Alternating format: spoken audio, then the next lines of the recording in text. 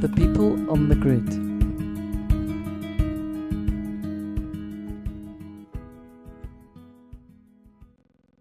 Hello and welcome to People on the Grid, where today we have the absolute pleasure of interviewing Francois van den Abeele, who is based here in Barcelona and has just set up a Kickstarter which has almost reached its goal. But if you do you want to start by talking a little bit about the project, how it's got here, where it came from?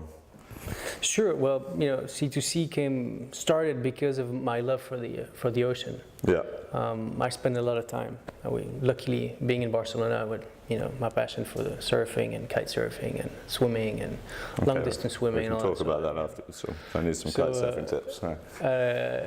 So I'm out there a lot, and obviously you see what's happening in the ocean, and I started reading a lot about the problem of ocean plastic. Mm-hmm. Going to conferences and obviously realizing that there's a big issue. There's every year they say that 8 million tons of plastic. 8 million tons. 8 million tons end up in the sea. So what's 8 million tons? Because and is that stuff? So huge. where does that number come from? Is that okay? That's what an estimate. It's an estimation. There was the Davos Economic Forum not too long ago, where Ellen MacArthur was saying that apparently by 2050 there's going to be more plastic than fish in the sea in terms of weight. So all these things made me, have a closer interest about the problem of plastic. And basically, out of all that plastic, more than 10% comes from fish nets. Yeah. Because they say that from every boat, between 10 and 15% of the nets fall at sea every year.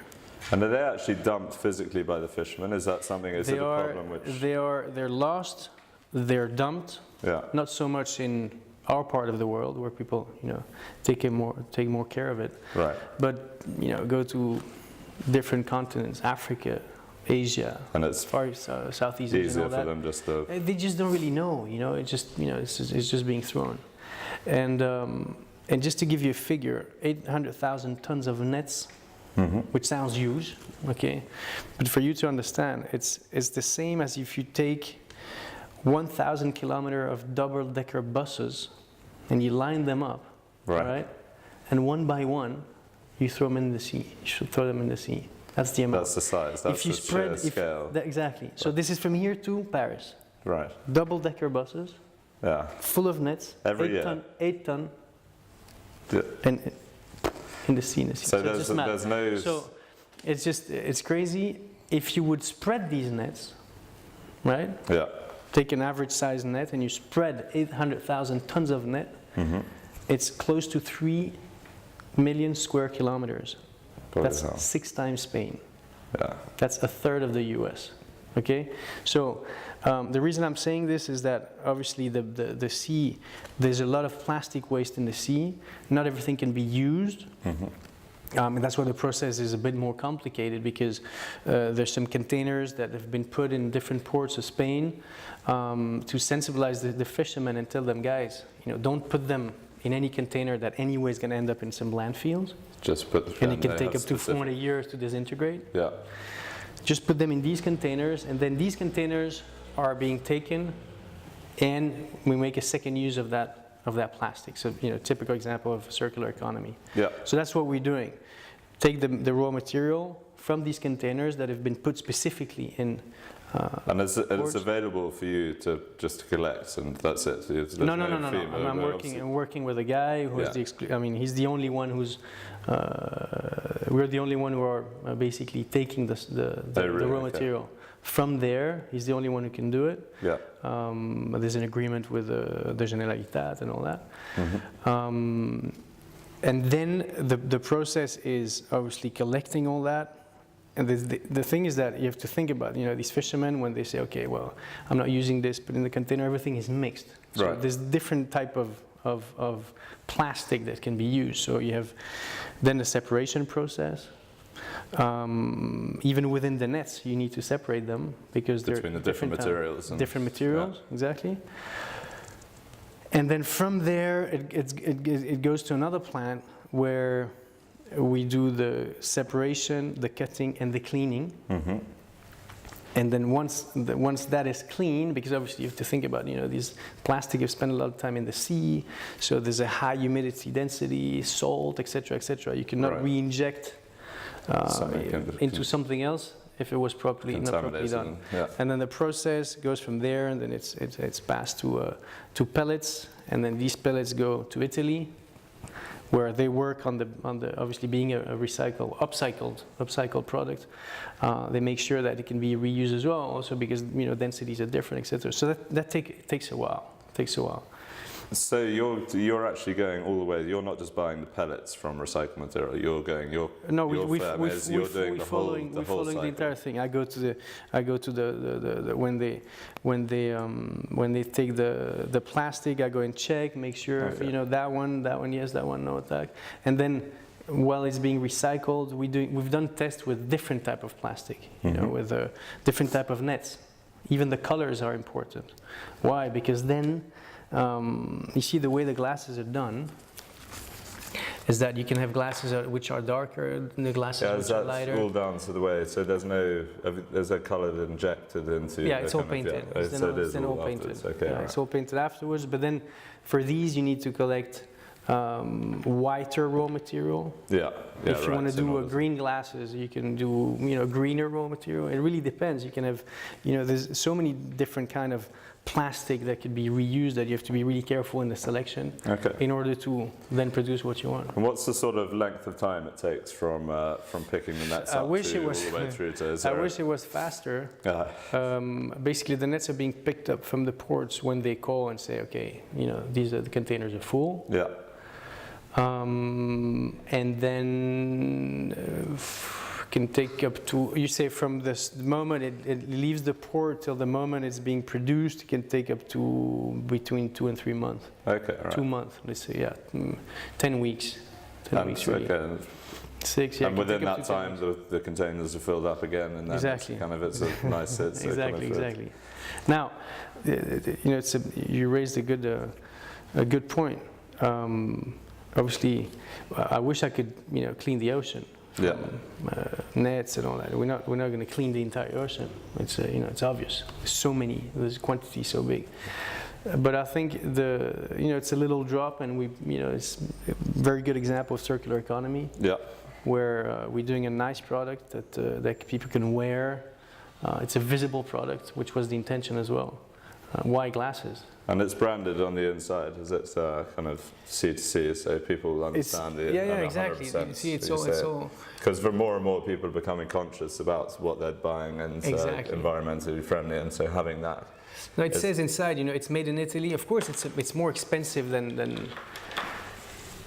It's more expensive than having made. I could have done them in Asia. For sure. But at the end of the day, I think the guys that are doing the glasses have many years of experience. They've got exactly, and they know. But were you involved in the styling and the kind of, or did they say, right, these are the ones which kind of sell? No. We that's us. One designer there, and we say, okay, what are we going to do? Obviously this is the first series, so we say, okay, let's take models or shapes that are selling well. Mm-hmm. What are tendency this year? So, for example, you have blue lenses, you have a bit of a gold lenses, you have this one without reflection. This one is a bronze lens. It really depends. Maybe next year we're going to do green glasses with pink lenses. I don't care. Right. Whatever sells. More or less anything can be done. The good thing is that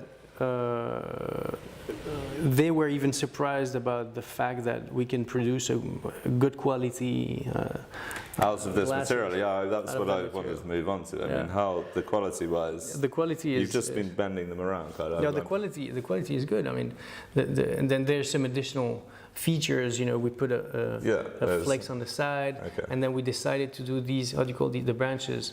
The arms, I think. The arms, exactly. Do the arms a bit thinner, so they're a bit more flexible, and there's no point of what do you say? There's no annoying points when you wear them. They weigh 23 grams. They're very light. They are actually. This is true. And they're very comfortable. They're not going to fall off either. It's kind of they're not like kind of light as if they're going to bounce off. They're light as if. But there's a good shape, and obviously there's different sizes and things. It could always be changed. This is more of a classical style, which is wider with bluish lenses. No, they're good and they're resistant. The thing is that the plastic that is being used, especially this plastic that is being used, for the nets, is one of the most resistant. Right. So there's no reason why this can't be resistant. Exactly. So in terms of quality, flexibility, resistance, and all that, no issues. And then the lenses is a 400 UV protection, which is the highest protection you can have. Okay. We could put polarized. That's really up to. And that's up to personal preference kind of thing. That's an option. Yeah. So is there a process you buy through? Kind of select I the said, lens, okay, let's start with the highest protection, which is that's what people care for. Yeah. Protect your eyes.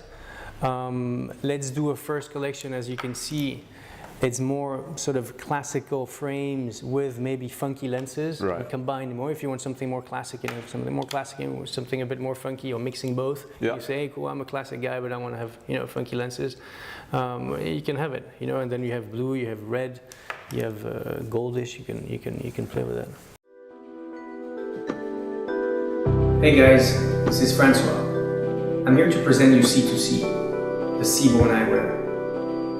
The eyewear with a positive impact, made with 100% sea plastic and recycled fish nets. It is said that by 2050, our oceans will contain more plastic than fish. 8 billion kilos end up in the sea every year. That's more than a kilo per person. 10% of the total ocean plastic contamination is caused by ghost fishing, these fishing nets that are lost, abandoned, or dumped by fishermen at sea. More than 800,000 tons of abandoned floating nets driven by winds and currents create islands of waste, entangle and kill hundreds of thousands of sea mammals and fish. Those nets, made with one of the strongest non-biodegradable synthetic material, can rest on the seabed and get ingested for more than 500 years. At C2C, we thought it was time to take action. So much plastic in the sea, guys. We need to do something. So I thought about creating a product that could be made out of that raw material, all that plastic. A trendy product that would be seen, that anybody could buy and wear with pride. More than a product, a statement made by people that wear it. And that's why we decided to create a brand of eyewear with a strong name, C2C, the Seaborn Eyewear.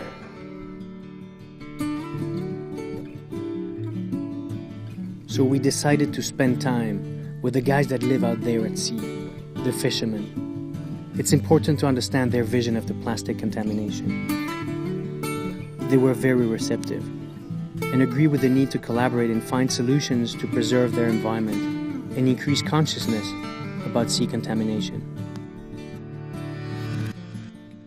Tenemos que ser conscientes que si una cosa está rota no se puede devolver, tirarla al mar. Aquí sabemos que viene de reciclar redes que tirábamos al mar, pues 100% positivo.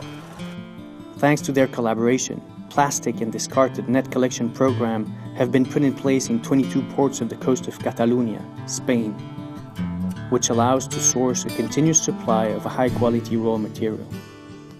After being collected, plastic is classified, washed, cut, and repassed to pellet for injection. In order to ensure optimal design and quality of our sunglasses, we teamed up with a renowned Italian eyewear manufacturer. After a month of research and testing, we were able to come up with 30 different prototypes of a highly resistant and light eyewear. Our frames weigh 23 grams only and incorporate a flex technology that eliminates pressure points. Our lenses are enhanced with 400 worth of UV protection and color refinement. All our glasses pass the strict QC system and third-party control and have the European conformity guarantee. Should this project find your support, we also committed to provide the entire community of fishermen with free eyewear every year.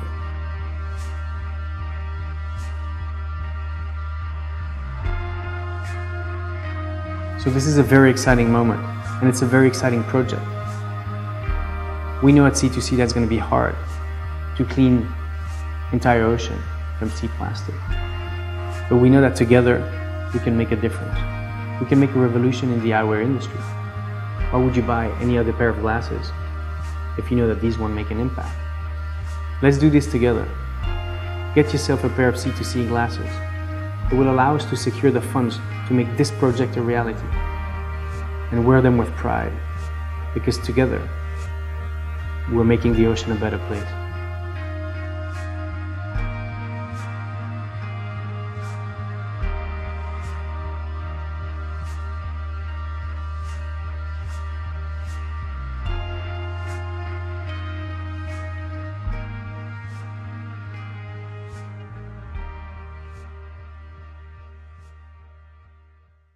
Kickstarter, no, the important thing about Kickstarter, and because of the work we're doing on social networks and all that, it does validate the product to say this is a, you get an immediate feedback. People are interested. Media feedback, radio interviews, you guys, TV, my WhatsApp is burning, social networks, Facebook and Instagram, all that. Just, to the extent that you kind of that surprised you, that you're like, wow, okay, this product is. They said, what a good idea. Yeah.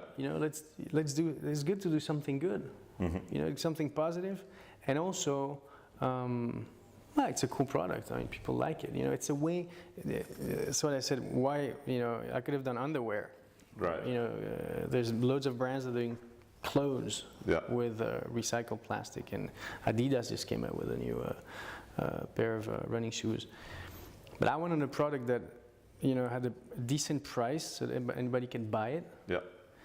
And that would be seen. More than a product, I wanted a statement. Because especially, as we were saying earlier, people are conscious, but they also like to show other people that they are being...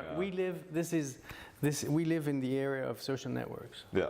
And for me, social networks is pure ego. We're all nice, our kids are beautiful, the food we eat, the nicest holidays, the nicest whatever, it's always beautiful. Always, no? Yeah. No one's ever ill with, puking on no. It's ego. So I said, okay, let's go for an ego product. Yeah. Because I want people to wear C2C, say, hey, I care about the planet. Exactly. That's what. It's a statement. It's more than a product. It's a statement. And of course, we're investigating now possibility to do other products. Mm-hmm. But it takes time. Have you kind of thought or looked at kind of getting the backing of the kind of a Greenpeace approval or a Sea Shepherd kind of? Sea Shepherd. Sea Shepherd. One guy that put some money on Kickstarter. I was checking and I asked him, "How did you get to know us?" And he said, "Because Sea Shepherd forward the Kickstarter campaign." Okay. And I follow Sea Shepherd, and I got through your platform because of Sea Shepherd. So now I'm following loads of groups that have to do with sustainability, upcycling. Eco products, but also the sea environment, ocean conservation foundation, and all that, and they're all forwarding the message, which is great because it makes it more viral. Absolutely. So for us, it's a good thing. Because it is a diluted. I mean, sunglasses is a diluted kind of market. There are a lot of brands out there, but. Are there any others who are doing similar things to this, or is this a very unique? No, they are. I know in clothes.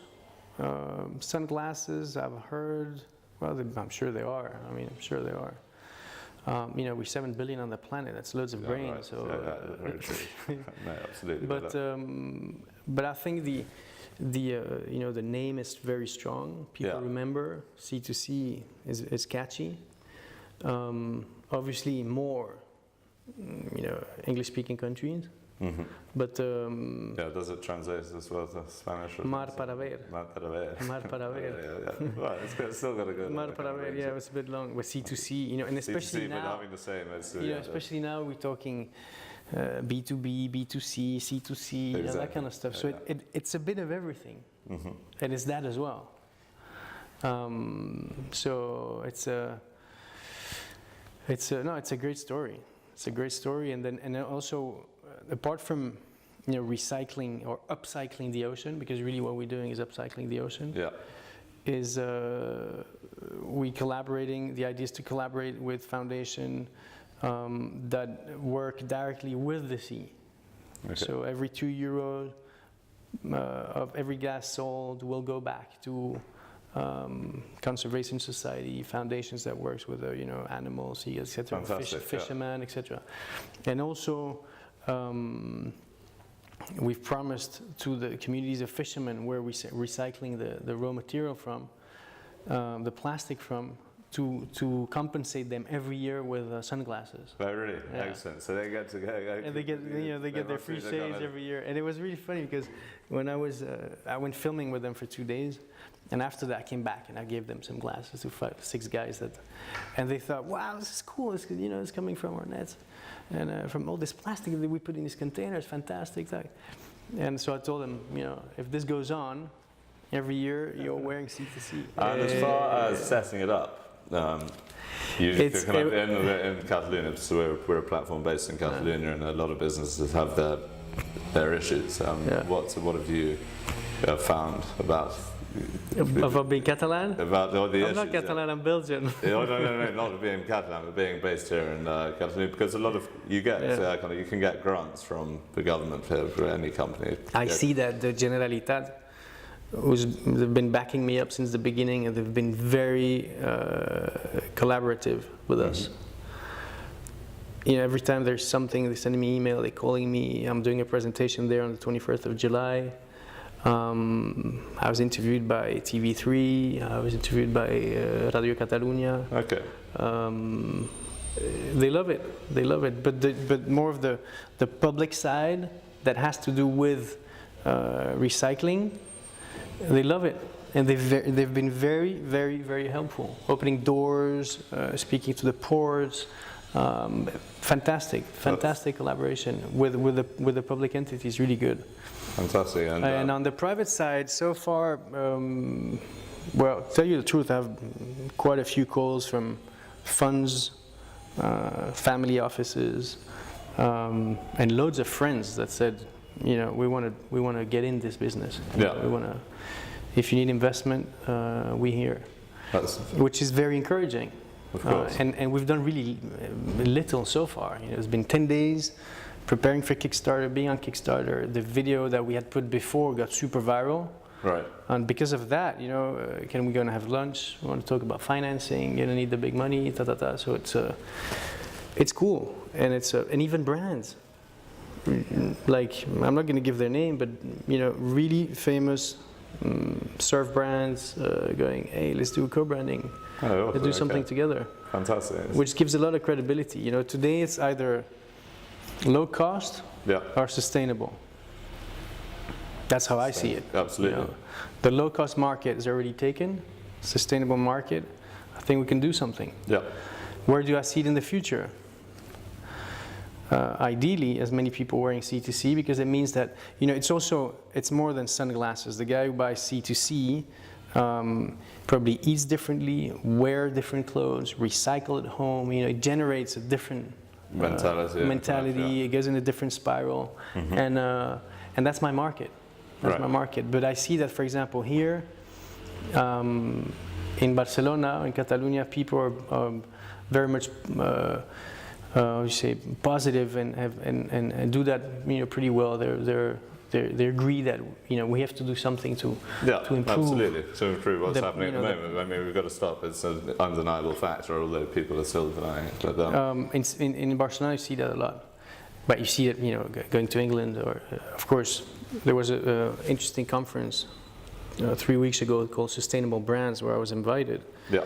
Coming from the origin is San Francisco, and it was very inspiring to see that you have even the biggest brands, whether the sector is building plain plastic bricks or selling soft drinks, etc. They're all trying to get into something more sustainable. Right.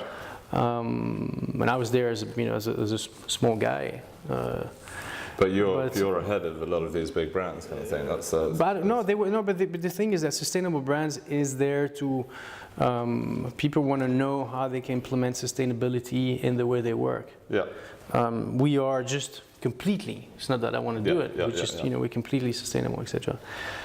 But it's very inspiring to see that there is a big community out there of people that are trying to improve you know, the world, the planet, the oceans, whether it's in agriculture, you know, you name it. Well, of course, I think guys are investing in the Kickstarter. Is it a return of sunglasses? Is it a return of Kickstarter is a product crowdfunding. Okay. So there's no equity involved. It's just a product. It's the biggest crowdfunding platform in the world. Those who and so they buy a pair of glasses. Costs them 69 euros. Okay. It doesn't cost me 69 euros to produce it. With the difference, it gives me some capital to start producing. Yeah. But as I said before, you know, it was more important to make sure the project was credible, validated, and it is. Absolutely. So I'm not too worried about Kickstarter is going to work. No, but it's as a. But then you create, you know, there's a community there. Exactly, that all these followers are there. That 11,000, 12,000 views of the movie. The guys that is just like, whoa, this is cool. You know, fantastic. Let's do something positive. Well, Francois, thank you very much. My pleasure. And if you need anything, let me know. Well, some sunglasses actually, they haven't they? It's I can give you. I'll go back to Crown, but no, back to Kickstarter. But thank you, very much. We wish you all the best in the future, and I'm sure we'll be seeing a lot of people walking around.